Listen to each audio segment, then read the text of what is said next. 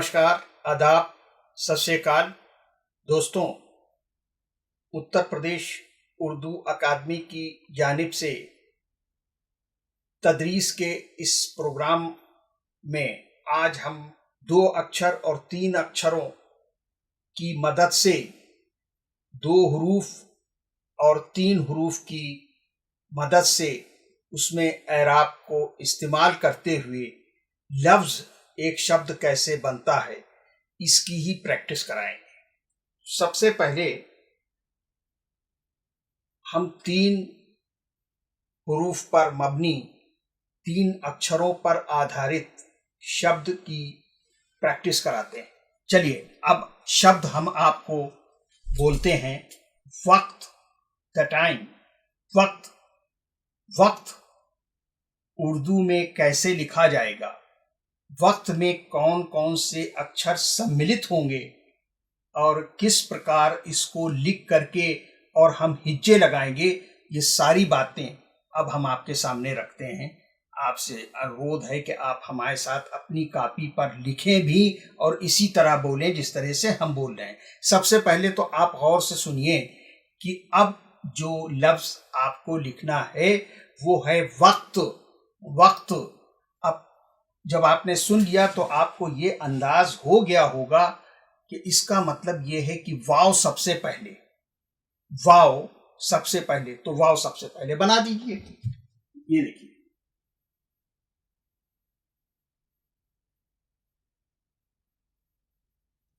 वाव। अब अगला हरफ जो आपके कान से टकरा रहा है वो है काफ। काफ। अभी आपने वरक में काफ देखा था, वो था पूरा काफ। अब यहां पर आपको सिंबॉलिक काफ, सिंबॉलिक काफ, क्योंकि इसके आगे ते भी है तो बीच में चूंकि काफ आ रहा है तो यहां पर वो सिंबॉलिक काफ होगा। सिंबॉलिक काफ कैसे कि खाली घुंडी बना के जरा सा उसको आप कर्व दे दीजिए और उसके बाद छोड़ दीजिए, वैसे ही अगला जो उसका अक्षर है वो उसके आगे लिख दिया जाएगा। अब ये देखिए कैसे,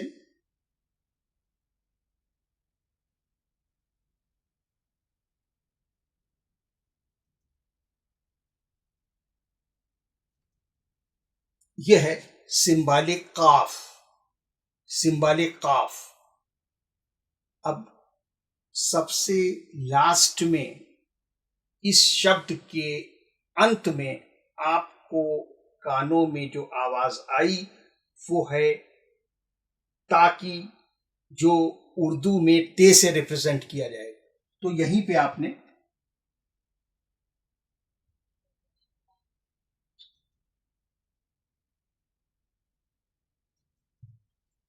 काफ के ऊपर 2 नुक्ते लगाए, चूंकि काफ में 2 नुक्ते ऊपर होते हैं, और उसके बाद आपने जो काफ को कर, काफ में के बाद जो कर बनाया था उसी में आपने ते को जोड़ दिया।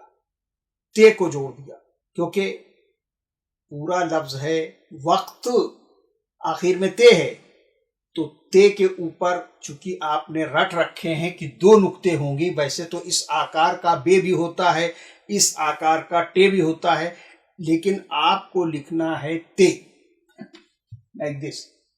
ते के ऊपर 2 नुक्ते। अब यहां बाइफर्केशन करिए और हिज्जे लगाइए। यहां कुछ थोड़ी सी भिन्नता है जो पीछे 2 शब्द आपने पढ़े। यहां पर वक्त वाव में काफ मिल जाएगा।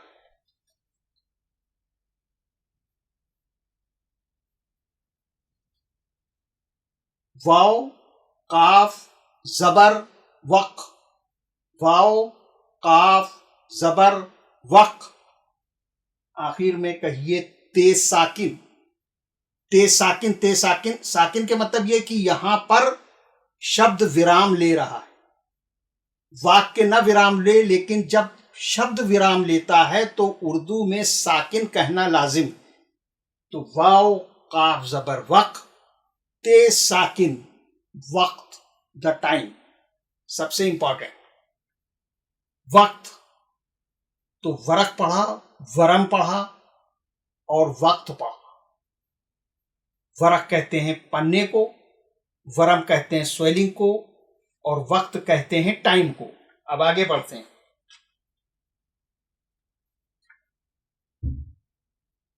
एक शब्द होता है सवा, 0.25, सवा। तो सवा कैसे लिखा जाएगा? जब हमारे मुंह से सवा का शब्द निकला, आपके कान तक पहुंचा, तो आपने तुरंत ये अंदाजा लगा लिया कि सवा में सीन सबसे पहले हो, सबसे पहले सीन हो, बना दिया आपने।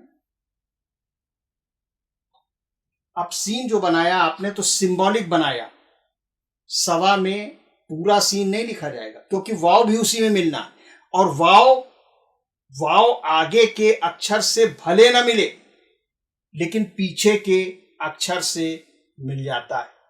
हम इसीलिए डिफरेंट सीरीज जो हैं उस हिसाब से आपको पढ़ा रहे हैं कि जिसमें हर शब्द के विषय में आपको अलग अलग तकनीक का अंदाजा हो जाए और उस तकनीक को आप सीख जाए।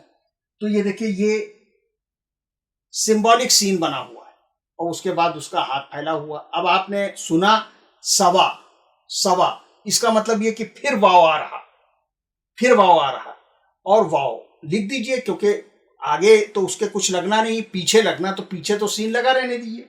ये देखिए,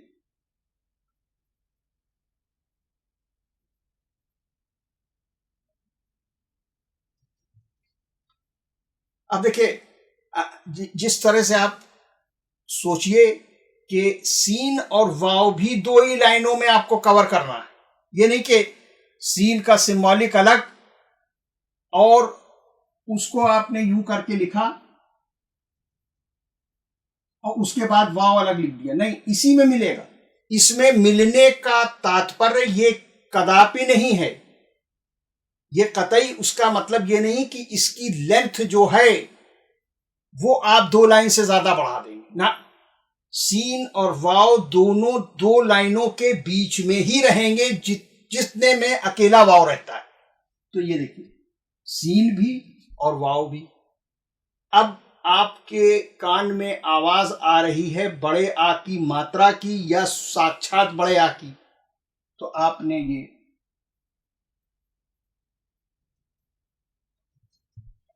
अलिफ लगा दिया। अब हिज्जे भी समझाए देते हैं हम। सीन जबर सा, लिमिटेड अप टू छोटा आ, सीन जबर सा, बट वाव अलिफ जबर वा, यहां बड़े आ की मात्रा है। वाव अलिफ जबर, हमने आपको बताया था कि बड़ा आ साक्षात हो या उसकी मात्रा हो, उसको रिप्रेजेंट करेगा ये अलिफ। सवा, सीन जबर सा और वाव अलिफ जबर वा, सवा। 1 सही 1/4 को सवा कहते हैं। लेकिन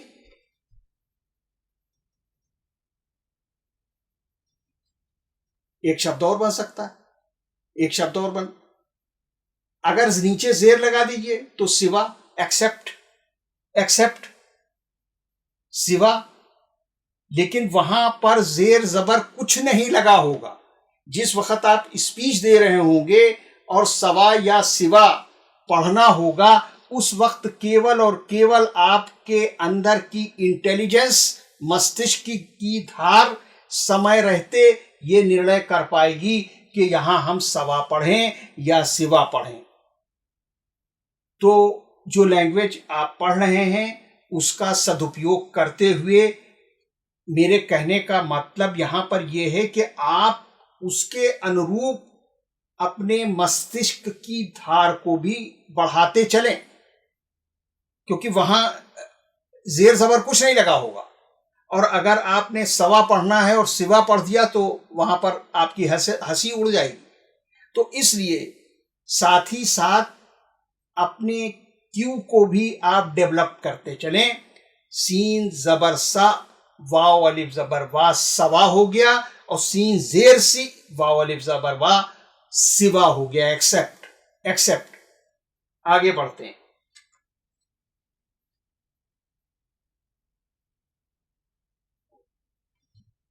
अब आपको लिखना है हवा, द एयर, द एयर, हवा। अब आप अपनी कल्पना में जाइए और ये देखिए कि हवा में सबसे पहला अक्षर कौन सा है। देखिए हवा में सबसे पहले हे आएगा, हे आएगा, लेकिन बड़ी हे नहीं आएगा, हवा नहीं है जिस तरह से हैवान है ना। ये बड़ी, देखिए ये सिर्फ आपको प्रैक्टिस से ही आएगा और उसी तरह से आप उसको एब्जॉर्ब करिए जिस तरह से कि हम आपको समझा रहे हैं। दोनों हे का फर्क साफ है।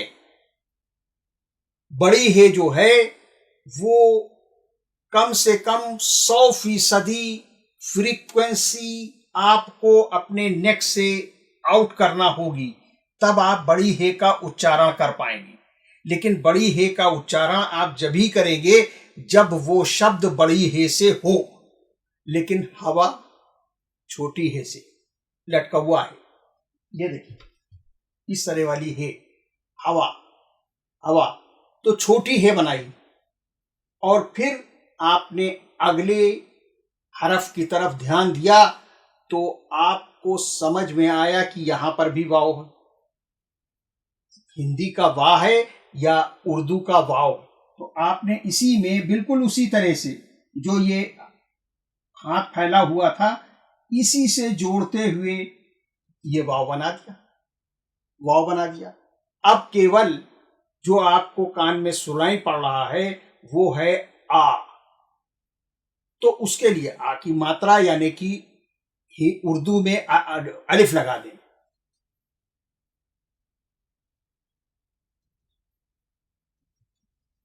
अब ये जबर हमने आपको समझाने के लिए लगाया।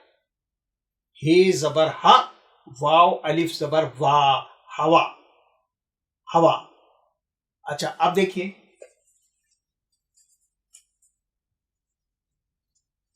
मिटा दिया। अब अगर हम कहें लिखो हुआ, जैसे पूछते नहीं अरे क्या हुआ, तो क्या को छोड़ दीजिए। अगर आपको सिर्फ हुआ लिखना है तो वो कैसे लिखेंगे? जैसे हवा लिखी जाएगी बिल्कुल उसी तरह हुआ लिखा जाएगा। उसमें क्या है, सिर्फ पेश लगेगा और वो पेश भी हम आपको समझाने के लिए लगा रहे हैं।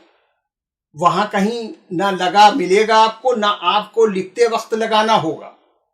वो उसका कॉमन सेंस है कि वो अपने कॉमन सेंस को अप्लाई करे और ये तय करे कि हवा पढ़ना है या हुआ पढ़ना है। ये तो ये हवा भी है और ये हुआ भी है, ये हवा भी है और ये हुआ भी है।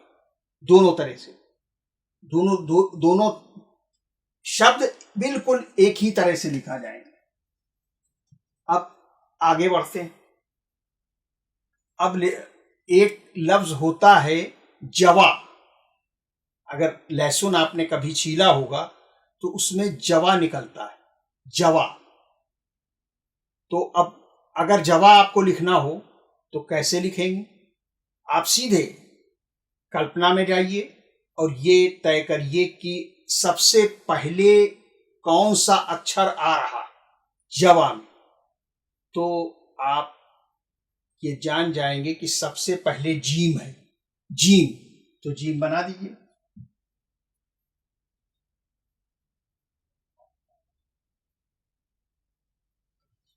अब चूंकि सिंबॉलिक जीम में पेट तो होता नहीं, लिहाजा नुक्ता नीचे रखा जाता है, तो ये सिंबॉलिक जीम बन गया।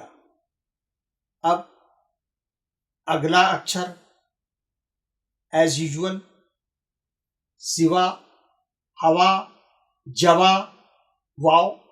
अगला अक्षर वाव है, तो इसी में आपने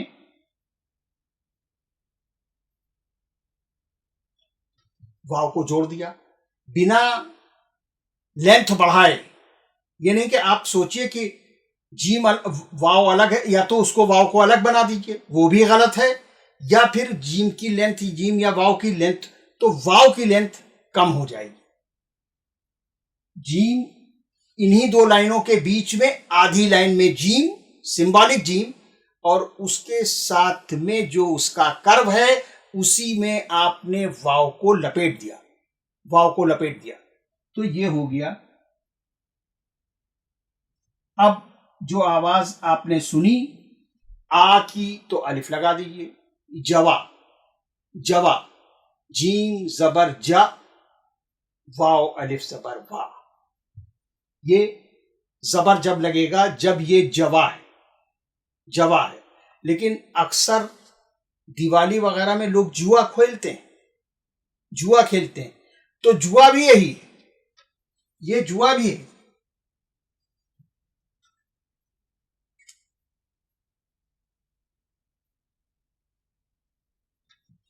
जुआ, जीम पेश जू, वाव अलिफ जबर वा, जुआ। तो बहुत से शब्द हमने ऐसे भी आपको समझाए, बताए, पढ़ाए, लिखना सिखाया, जो एक ही तरह से लिखे जाते हैं, मगर उनमें एराब के फर्क से वो शब्द बदल जाते हैं। तो इसका निर्णय आपको समय से लेते हुए ही आगे बढ़ना है, और अपने उर्दू के ज्ञान के साथ साथ आप उन तमाम डेवलपमेंट्स को जो हम आपसे आशा रखते हैं, यानी कि दिमाग की धार, कल्पना में अक्षरों का चयन, शब्द सुनते ही आपकी कल्पना में अक्षरों का चयन, कम से कम पहले अक्षर का चयन तो तुरंत हो जाना चाहिए, उसके बाद में फिर अगला और फिर अगला। इसी तरह से आप आगे चलकर 6 हरफी 7 हरफी शब्द तक पर आधारित 7 हरफी अक्षरों पर मबनी शब्द अल्फाज भी हैं, जो सब एक में मिला के सिंबॉलिक को सिंबॉलिक से जोड़ते हुए 7 हरफी शब्द तक आप लिख सकते हैं। तो कहने का मतलब ये है कि आपको जो हम बता रहे हैं कि और भी जो सेंस आपको डेवलप करना है, आप उस पर भी काम करें, उस पर भी काम करें। दिमाग की धार को डेवलप करिए, अपनी कल्पना शक्ति को डेवलप करिए, अक्षर कानों से सुन के अक्षर का चयन करने की जो प्रतिभा है वो अपने आप में डेवलप करिए। इन सब पर साथ काम करते हुए एक साथ, तभी आप उर्दू में दक्षता प्राप्त कर पाएंगे। Thank you.